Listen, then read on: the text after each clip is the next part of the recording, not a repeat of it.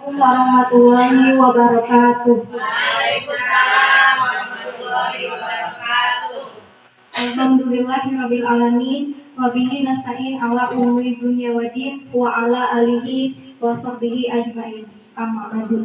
Yang terhormat Bapak Kepala Sekolah SD Curug Sarina Bakti, yang terhormat Ibu dan Bapak Guru SD Curug Sarina Bakti.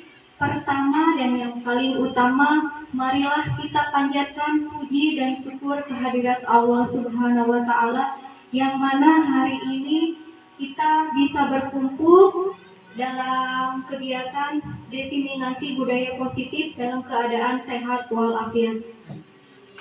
Salawat dan salam semoga tercurah limpahkan kepada junjungan kita Habibana wa Nabiyana Muhammad Sallallahu Alaihi Wasallam. Untuk kelancaran acara ini, marilah kita buka secara bersama-sama dengan mengucapkan basmalah.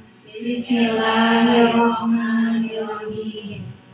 Acara yang kedua yaitu sambutan. Sambutan akan disampaikan oleh Bapak Suherman SPD SD selaku Kepala Sekolah SD Curug Sarina Bakti. Kepadanya saya persilahkan.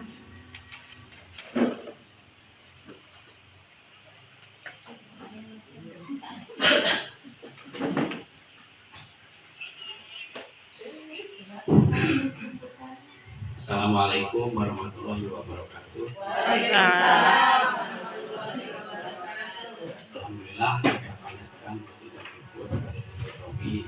Bahwasanya hari ini bisa berkumpul untuk mengikuti acara diseminasi budaya positif yang disajikan oleh rekan kita Ibu Sri Rudianti SPD.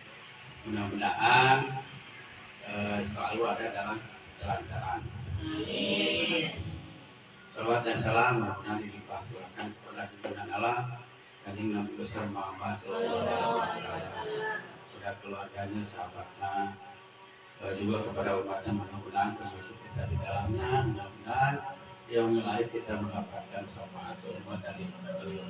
Amin. Bapak Ibu Guru yang saya hormati dan saya banggakan, acara ini tentunya memerlukan dukungan dari kita semua.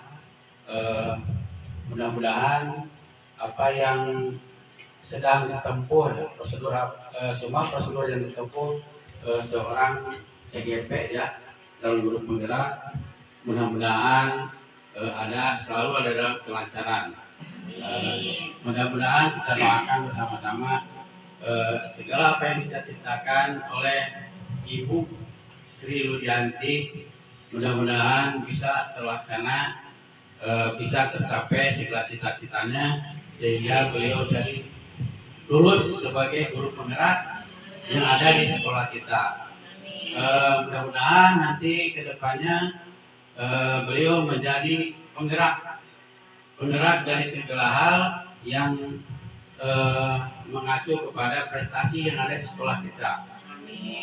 Rupanya sambutan dari saya cukup sekian. Mohon maaf segala kekurangan. Bila taufiq wal hidayah. Wassalamualaikum warahmatullahi wabarakatuh. Waalaikumsalam. Terima kasih kepada Bapak Suherman SPD SD yang telah menyampaikan sambutannya. Semoga cita-cita dan harapan yang disebutkan tadi dikabulkan oleh Allah Subhanahu wa Ta'ala. Amin. Pada kegiatan ini ada beberapa topik yang akan kita bahas. Yang pertama, perubahan paradigma belajar. Yang kedua, disiplin positif. Yang ketiga, nilai-nilai kebajikan. Yang keempat, kebutuhan dasar manusia. Yang kelima, motivasi perilaku manusia. Keenam, posisi kontrol guru. 7, keyakinan kelas. Dan yang terakhir, segitiga restitusi. Pembelajaran dengan paradigma baru. Pembelajaran paradigma baru merupakan pembelajaran yang dirancang berfokus dari pengajaran yang berpusat pada guru menjadi pembelajaran yang berpusat pada siswa. Pembelajaran berdasarkan berdiferensiasi sehingga siswa belajar sesuai kebutuhannya berdasarkan tahapan perkembangannya untuk mewujudkan profil pelajar Pancasila. Nah, pembelajaran paradigma baru ini pembelajaran yang dirancang berfokus pada pembelajaran yang berpusat pada peserta didik, yang mana seorang guru memfasilitasi peserta didik agar peserta didik tersebut aktif, kolaboratif, dan mandiri. Yang digunakan dalam pembelajaran di kelas tidak melulu tentang metode ceramah, bisa menggunakan model pembelajaran yang lainnya. Terus di sini ada berdiferensiasi. Diferensiasi itu ada 3. Mungkin ada yang tahu diferensiasi apa saja?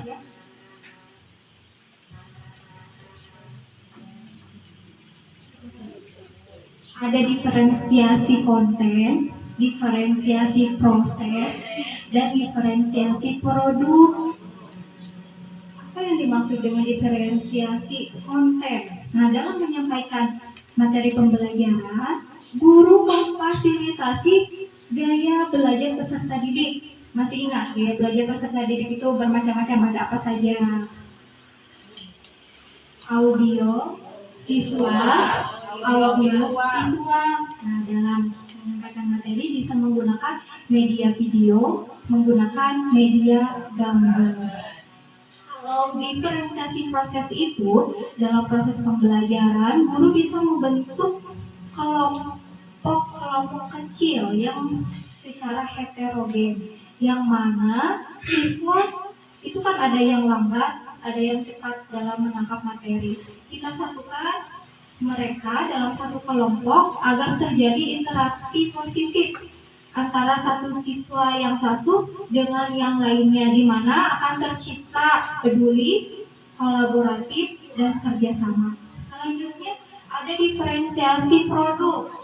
Dalam produk, guru bisa memfasilitasi peserta sesuai minat dan bakatnya. Misalkan kan minat peserta didik itu berbeda-beda. Ada yang suka menggambar, ada yang suka bercerita, dan lainnya. Kita fasilitasi misalkan dengan mengumpulkan tugas seperti membuat video, membuat poster atau gambar, dan lain-lain.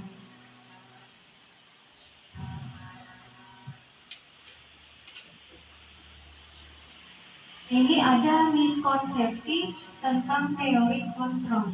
Miskonsepsi itu kesalahpahaman. Yang pertama, ilusi guru untuk mengontrol murid. Nah, ini sifatnya memaksa. Kita sebagai guru jangan memaksa kehendak peserta didik, tapi lebih mengarahkan dan mencari solusi secara bersama-sama. Yang kedua, ilusi bahwa semua penguatan positif, efektif, dan bermanfaat. Tidak semua penghargaan itu bernilai, efektif, dan memberikan manfaat. Karena kalau misalkan kita selalu memberikan penghargaan secara konsisten, nanti dampaknya satu peserta didik itu akan melakukan sesuatu dikarenakan ingin mendapatkan imbalan atau balasan. Selanjutnya, ilusi bahwa kritik dan membuat rasa bersalah mampu menguatkan karakter. Ketika ada siswa yang bermasalah dalam mengeluarkan kritik dan saran, kita sepertinya saja tidak usah membuat atau mengeluarkan kritik yang membuat siswa kita sakit hati. Selanjutnya, ilusi bahwa orang dewasa berhak memaksa karena murid itu usianya lebih muda dari kita dan kita lebih tua. Kita jangan semena-mena atau memaksa peserta didik kita, tetapi kita harus membimbing, mengarahkan, dan mencari solusi secara bersama-sama dengan peserta didik.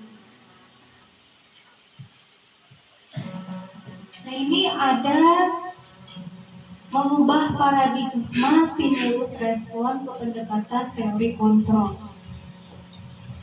Stimulus respon, realitas kebutuhan kita sama, teori kontrol, realitas kebutuhan kita berbeda. Jadi kita jangan membanding-bandingkan kebutuhan kita dengan orang lain, karena kebutuhan kita dengan orang lain itu tidak sama. Selanjutnya, semua orang melihat hal yang sama. Kalau teori kontrol, setiap orang memiliki gambaran yang berbeda. Tentunya kita manusia memiliki pemikiran yang berbeda. Jadi jangan memaksakan kehendak orang lain agar sama dengan kita. Kita mencoba mengubah orang agar berpandangan sama dengan kita. Kita berusaha memahami pandangan orang lain tentang dunia. Nah, karena kita manusia, satu kepala ini kan, satu kepala memiliki pemikiran yang berbeda-beda. Jadi kita jangan memaksakan kehendak atau pikiran orang lain menjadi sama dengan kita. Selanjutnya, perilaku buruk dilihat sebagai suatu kesalahan. Nah, ini teori kontrol, semua perilaku memiliki tujuan. Jadi kita jangan mengejudge seseorang itu baik atau buruk. Kenapa dia melakukan hal tersebut? Karena ada tujuan tertentu.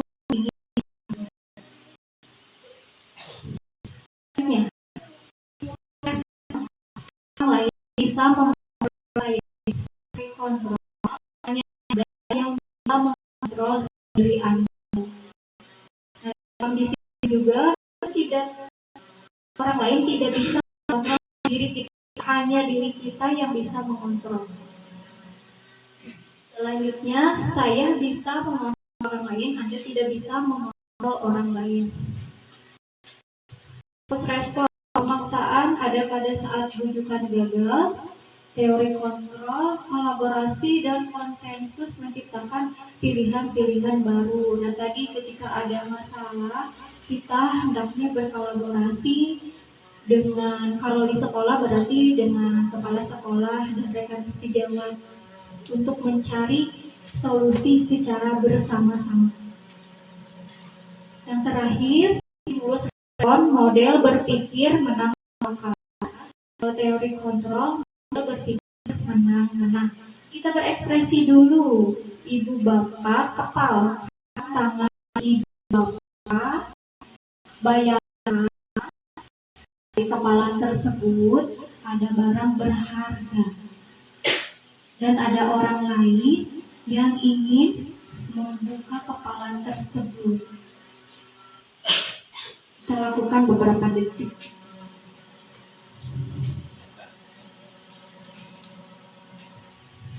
Nah, ibu bapak, saya mau bertanya, apakah ibu dan bapak dengan bujukan, rayuan, penghargaan, kepala tersebut akan dibuka? Tidak. Tentu tidak, Bu. Ya, ini karena hak saya satu-satu yang paling berharga akan saya pertahankan.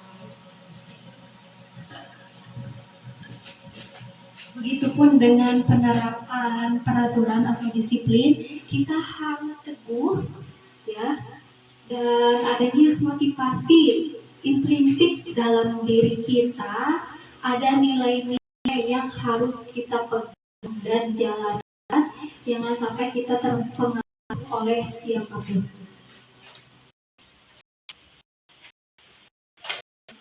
Disiplin positif. Dalam budaya kita, makna kata disiplin telah berubah menjadi sesuatu yang dilakukan seseorang ke orang lain untuk mendapatkan kebahagiaan dan hubungan disiplin kenyamanan. Nah, budaya kita, disiplin itu diidentikan dengan kepatuhan seseorang dan dibuat dengan tidak nyaman, misalkan dengan hukuman, fisik, kata-kata yang menyakitkan. Padahal yang dimaksud dengan disiplin positif itu merupakan salah satu pendekatan disiplin diri yang memampukan seseorang untuk mengontrol perilakunya dalam kesadaran dan bertanggung jawab atas tindakannya sebagai wujud menghormati diri sendiri dan orang lain. Nah, di sini disiplin positif itu tertanam dalam diri seseorang melakukan tindakan atau sesuatu itu bukan karena ingin imbalan atau hukuman, namun merupakan tanggung jawab dan merupakan nilai-nilai yang dipercaya sehingga timbullah saling menghormati antara yang satu dengan yang lainnya. Nah, ini sebagai pendidik, tujuan kita adalah menuntun murid untuk memiliki disiplin diri, sehingga murid bisa berperilaku yang mengacu pada nilai-nilai kebajikan universal dan memiliki motivasi intrinsik bukan ekstrinsik. Kebanyakan murid-murid melakukan sesuatu itu karena ingin imbalan atau penghargaan dan juga takut karena dihukum oleh seorang guru. Nah, tugas kita tanamkan dalam diri peserta didik bahwa hal itu merupakan sesuatu yang harus dilaksanakan dan merupakan nilai kebajikan universal dan bukan hanya ingin imbalan atau pujian dan hukuman dari seorang guru.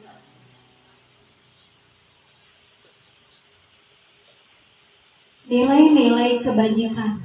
Nilai kebajikan itu apa? Nilai yang disepakati bersama lepas dari suku, bangsa, agama, bahasa maupun latar belakangnya. Ada profil pelajar Pancasila, ada 180 primary years program, dan yang terakhir keterampilan hidup life skill. Profil pelajar Pancasila, Ibu dan Bapak sudah tidak asing lagi dengan profil pelajar Pancasila. Mari kita nyanyikan bersama profil pelajar Pancasila. Pada hitungan ketiga ya, sama-sama ya teman-teman semuanya. 1, 2, 3. Belajar Pancasila, beriman dan bertakwa pada Tuhan Yang Esa dan berakhlak mulia, berkebinekaan lokal, gotong royong mandiri, kreatif dan bernalar tinggi. Untuk itu semua. Selanjutnya 180 primary years program. Ini ada toleransi, rasa hormat, integritas, mandiri, menghargai, antusias, empati, keinginan, kreativitas, kerjasama, percaya diri, dan komitmen. Yang terakhir, keterampilan hidup life skill, yaitu dapat dipercaya, lurus hati, pendengar yang aktif, tidak merendahkan orang lain, dan memberikan yang terbaik bagi diri. Next. Nah, ini ada kebutuhan dasar manusia. Kebutuhan dasar manusia itu ada 5. Yang pertama, bertahan hidup, meliputi makanan, tempat tinggal, keamanan, dan kesehatan. Yang kedua, kasih sayang dan rasa diterima, yaitu rasa diterima, dipedulikan, berbagi, kerjasama, menjadi bagian dari kelompok. Contoh pembelajaran, tadi kita bisa membentuk kelompok kecil secara heterogen, dapat berbagi, kerjasama, dan kolaboratif. Yang ketiga, penguasaan harga diri, keinginan untuk dianggap, memimpin, berprestasi, diakui, dan didengar. Kita sebagai guru hendaknya mendengarkan keluh kesah siswa kita ada kebebasan, mandiri, memiliki pilihan, mencoba hal baru, mampu mengendalikan arah dirinya. Contoh kecil di kelas tadi bisa mengendalikan peserta didik belajar giat, dan mungkin ada kebutuhan dasar yang belum terpenuhi oleh siswa tersebut. Motivasi perilaku manusia, motivasi itu dorongan. Ada dua. Pertama, motivasi ekstrinsik. Kedua, motivasi intrinsik. Ekstrinsik itu motivasi di luar diri. Contohnya, mendapatkan imbalan atau penghargaan, melakukan sesuatu hanya ingin dipuji, mendapatkan upah, dan ingin mendapatkan penghargaan dari seseorang. Yang kedua, ketidaknyamanan, bukan sesuatu karena takut dihukum atau diberikan sanksi oleh orang. Yang kedua itu motivasi intrinsik. Nah, ini motivasi yang ada dalam diri individu sendiri. Motivasi ini melakukan sesuatu tidak mengharapkan imbalan atau penghargaan, tidak juga menghindari hukuman atau ketidaknyamanan, karena tertanam dalam dirinya untuk menghargai diri sendiri dengan nilai-nilai yang mereka percaya. Bapak, saya mau bertanya, kira-kira motivasi mana yang dimiliki oleh ibu bapak sebagai pendidik? Apakah motivasi ekstrinsik atau motivasi intrinsik?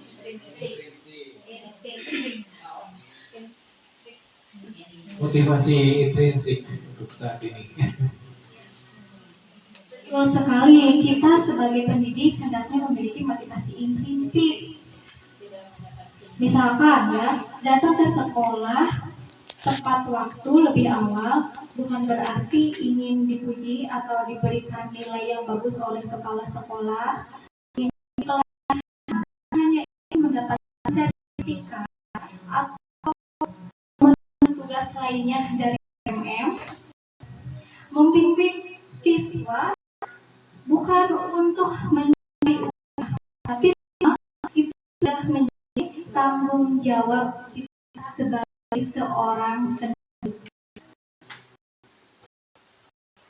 Ini ada perbedaan antara konsekuensi dan restitusi. Hukuman sudah terencana. Itu apa yang akan terjadi? Dilibatkan bersiap arah hukuman fisik atau psikis. Contohnya, siswa terlambat ke sekolah atau menghormat bendera jam, itu termasuk hukuman. Yang kedua, konsekuensi itu terencana atau disepakati sesuai peraturan. Murid tetap dibuat tidak nyaman dan sikap guru selalu memonitor murid. Contohnya, ada siswa yang tidak mengerjakan PR, kita meminta siswa itu mengerjakan PR ketika jam istirahat dan menambah PR lebih banyak dari yang sebelumnya. Itu konsekuensi. Restitusi itu proses menciptakan kondisi bagi murid untuk memperbaiki kesalahan, proses kolaboratif yang mengajarkan murid untuk mencari solusi sendiri. Nah, ini ketika ada siswa yang bermasalah, tadi sudah dijelaskan. Yang pertama, kita tanyakan terlebih dulu alasannya kenapa melakukan hal tersebut. Yang kedua, kita ajak siswa secara bersama-sama untuk mencari solusi atas permasalahan yang dialami.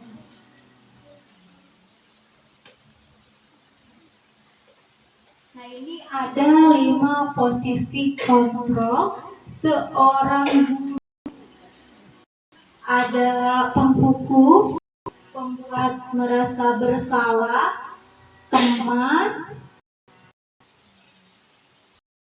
pemantau, dan manajer.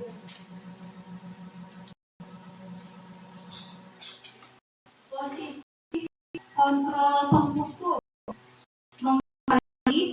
menunjuk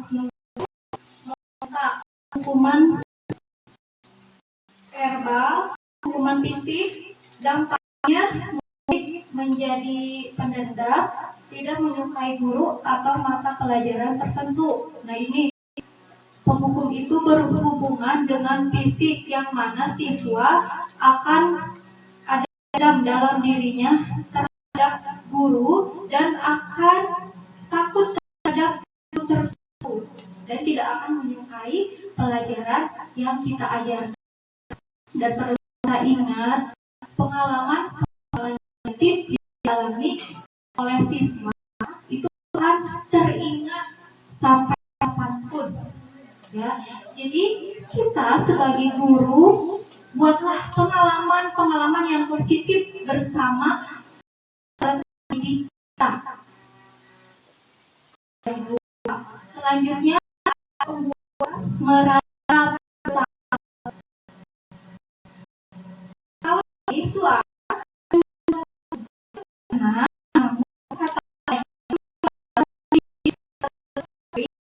tidak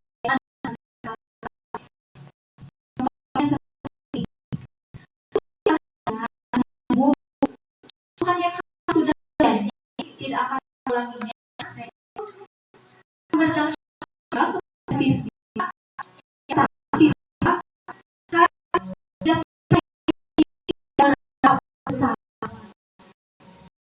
selanjutnya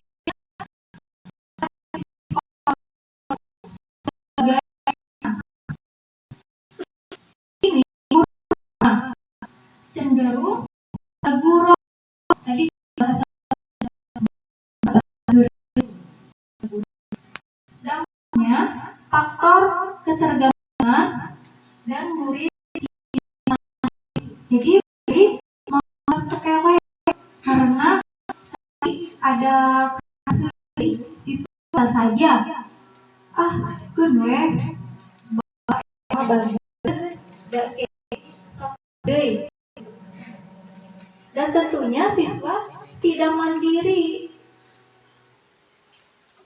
Selanjutnya ada posisi pemantau.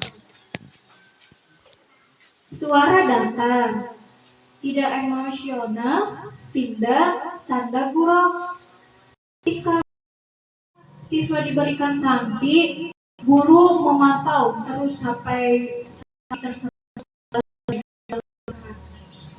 Dampaknya tidak akan menghindari konsekuensi bala, penghargaan, hukuman.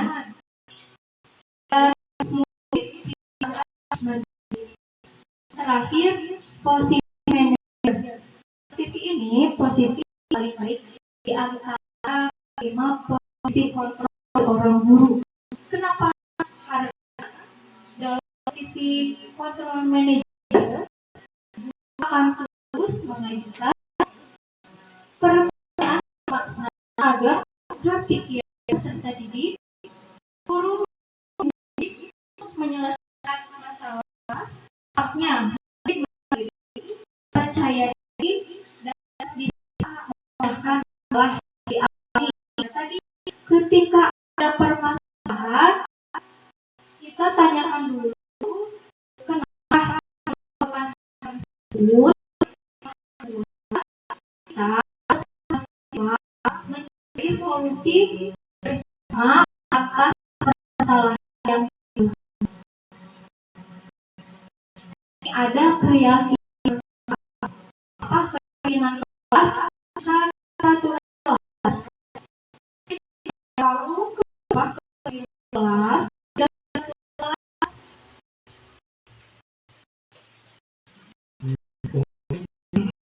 aturan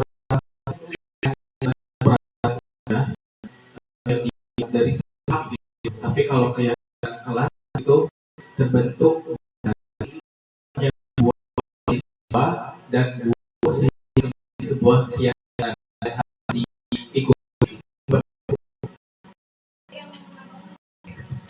Menambahkan sedikit, keyakinan kelas itu dibuat atas kesepakatan antara siswa dan guru.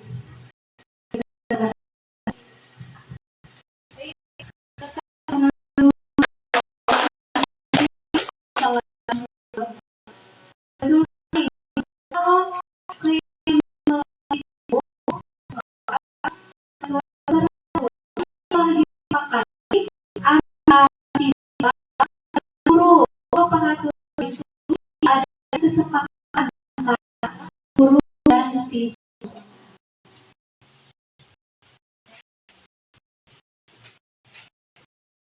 Dua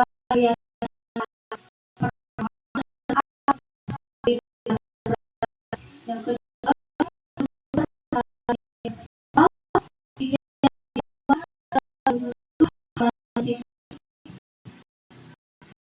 saja agar sesuai dengan dan sekolah agar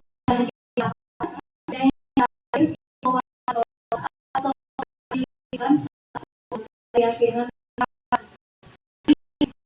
kelas itu tidak panjang sedikit agar mudah diingat dan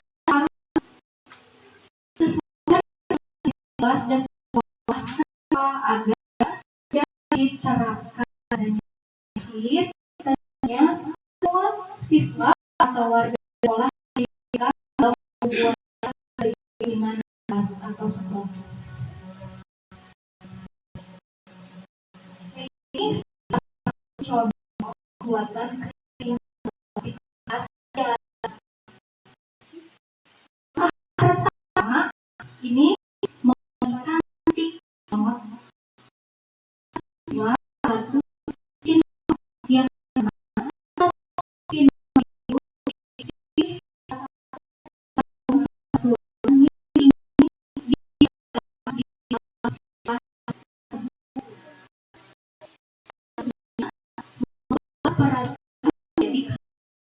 tadi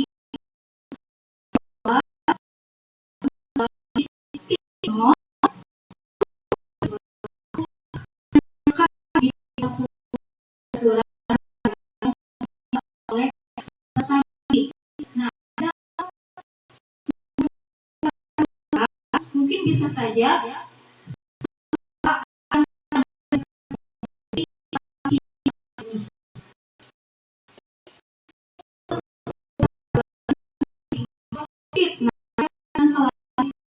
harus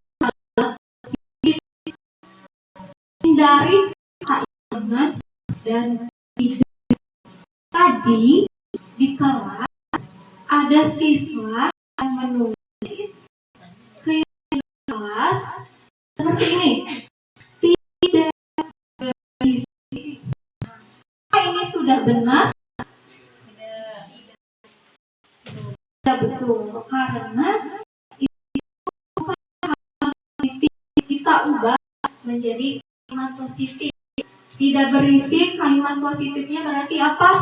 Harus tenang. Ya, bersikap tenang, harus tenang. Tadi tidak bermain bola di kelas. Ya, kalimat positifnya bagaimana? Bermain bola di lapangan. Ya. Nah, setelah ditempel dan dipilah dan diubah menjadi kalimat positif, kita kaitkan dengan nilai kebajikan. Nilai kebajikan itu ada disiplin, tanggung jawab, saling menghormati. Nih, kita ambil salah satu contoh tadi tentang tepat waktu. Kira-kira nilai kebajikannya apa? Disiplin, betul. Harap tenang. Nilai kebajikannya saling menghormati. Selanjutnya bermain bola di luar kelas. Kira-kira itu nilai kebajikannya apa? disiplin. Setelah membuat peraturan kelas, dipilah dan mengubah menjadi positif dikaitkan dengan nilai-nilai kebajikan, selanjutnya guru dan siswa menyepakati keyakinan kelas yang telah dibuat. Jika sudah sepakat keyakinan kelasnya, maka ditempel di kelas keyakinan kelasnya. Selalu diingat oleh guru dan siswa.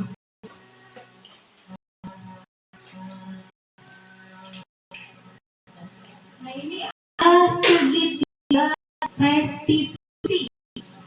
Bahwa dengan segitiga restitusi sama seperti saya ketika itu saya tidak restitusi ketika saya sudah mengikuti PP dan mengikuti pembelajaran luring maupun daring GP, saya mengetahui segitiga restitusi. Padahal segitiga restitusi ini mungkin kita sudah terapkan, namun belum sempurna langkah-langkah yang dilakukan. Nah, pengertian segitiga restitusi itu pendekatan yang digunakan untuk membantu belajar dan memperbaiki kesalahan yang dilakukan.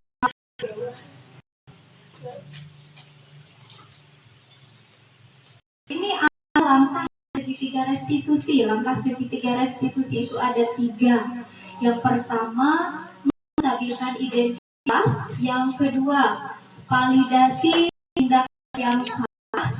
Yang ketiga, menanyakan keyakinan kelas.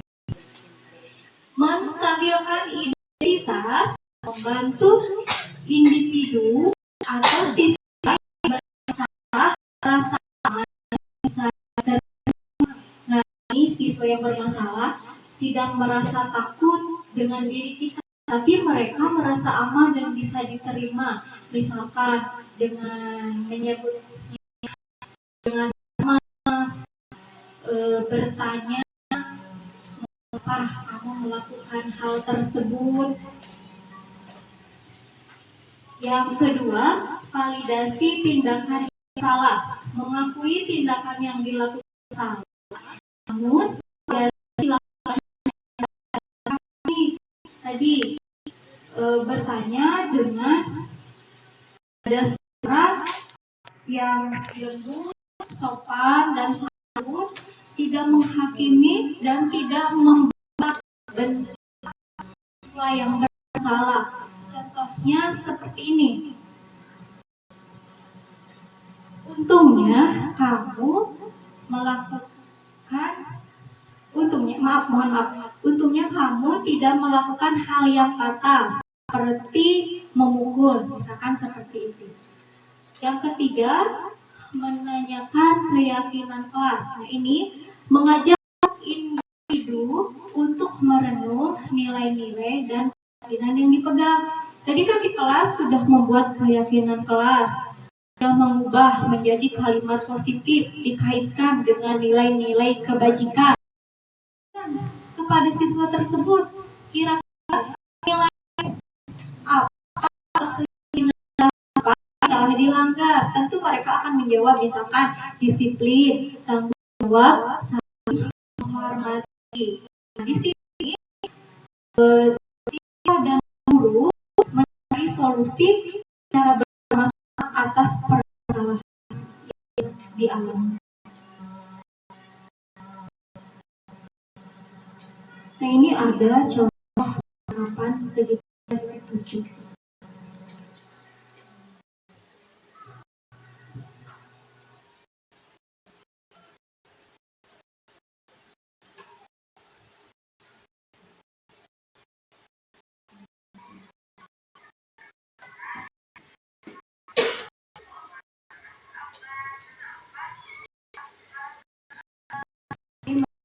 Kenapa dia melakukan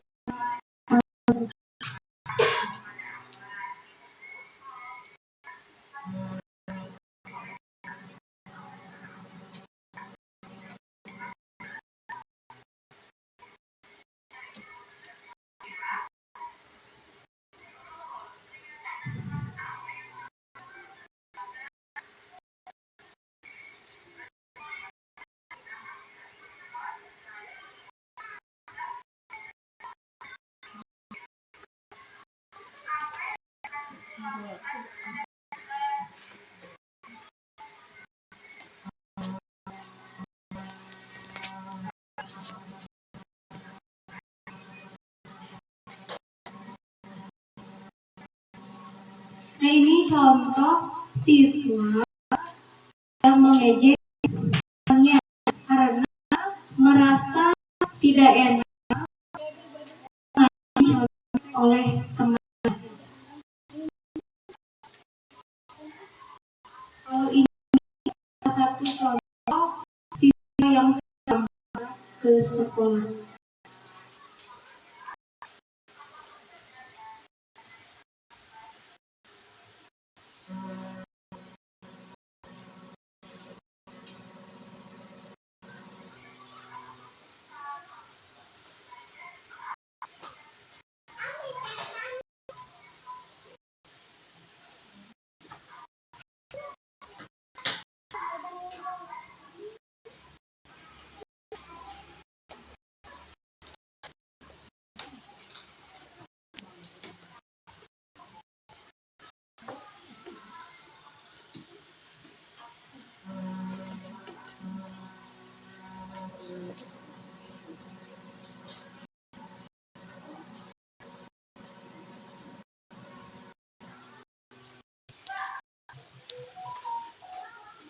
Dari video tadi, saya minta kepada ibu bapak dari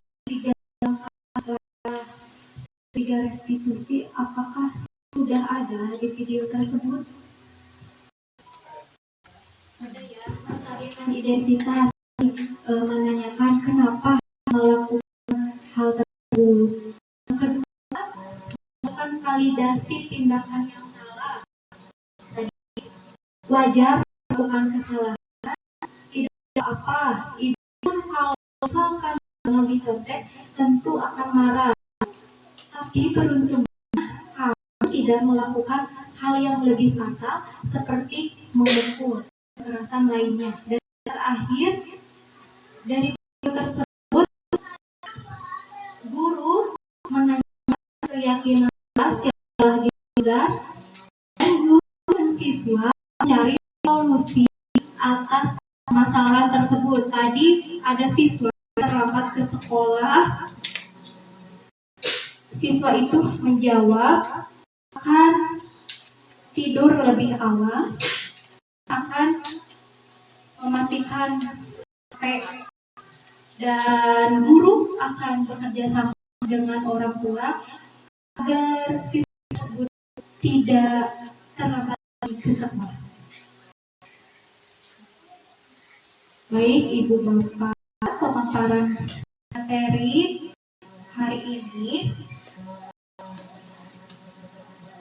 cukup sekian, namun ada refleksi ya. Yang pertama, refleksinya satu, posisi kontrol mana yang Ibu Bapak sering dilakukan di sekolah atau di kelas. Yang kedua, apakah ada hasil yang atas penerapan posisi kontrol tersebut. Yang ketiga, rencana atau tindak lanjut mengikuti diseminasi positif ini akan menerapkan sisi kontrol yang mana.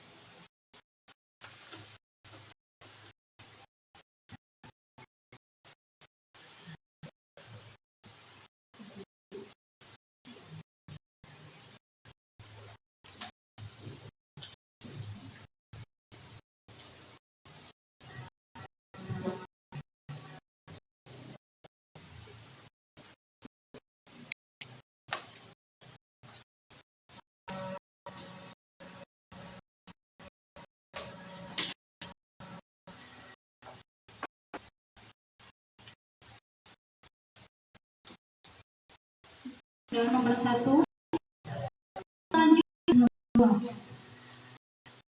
Nomor 2, apakah ada hasil nilai penerapan posisi tersebut?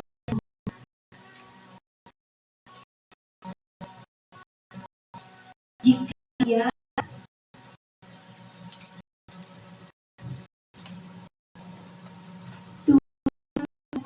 nya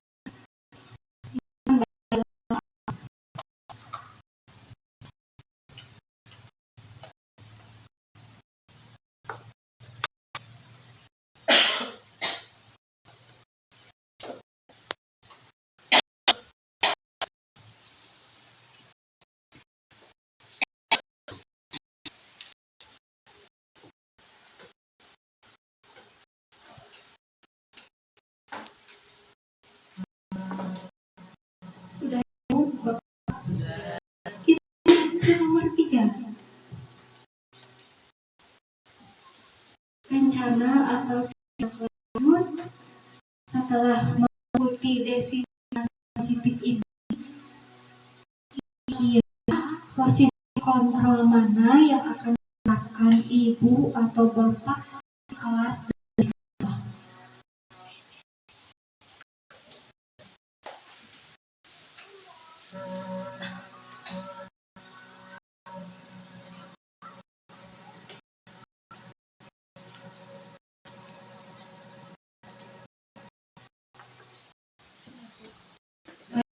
Sudah tempel saja.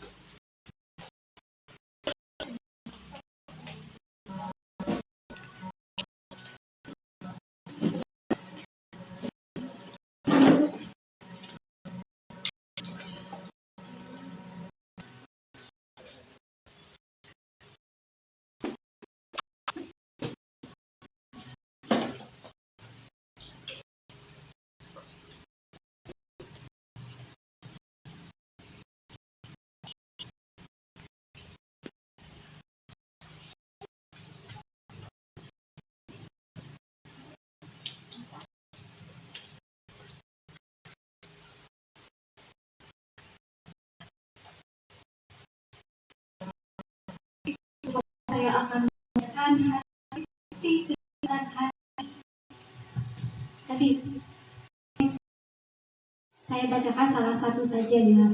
Ini manajer karena kelas atas lebih bisa di-manage. Yang kedua,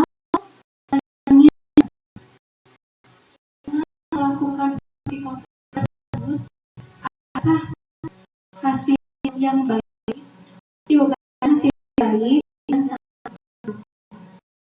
yang terakhir, setelah mengikuti destinasi positif ini, posisi mana yang akan dilakukan oleh ibu atau bapak di kelas dan di sekolah.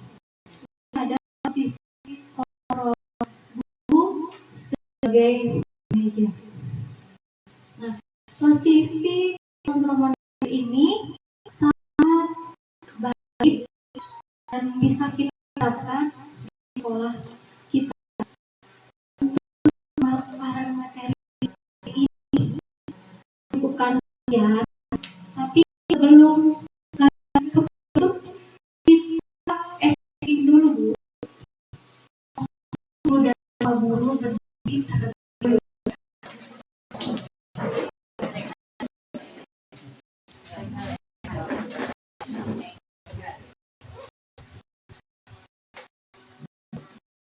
ketika saya kata tiga, berarti ibu dan bapak gerakan membentuk angka tiga.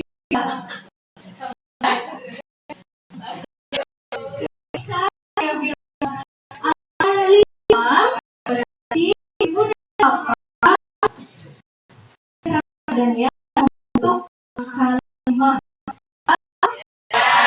Kalau siap dan 1, 2, 3 angka 3, angka 9, angka 1, angka 4, angka 6. Nah, itu mantap. Tahu tepuk tangan? Oh, belum. Bu, bisa ya. Tepuk mantap. Tepuk mantap. Sekali, dua kali lagi.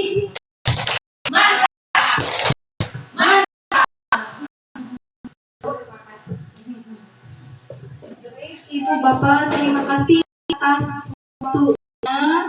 Semoga kebaikan di Ibu dan Bapak balas Allah Subhanahu wa Ta'ala dan kita bisa mendapatkan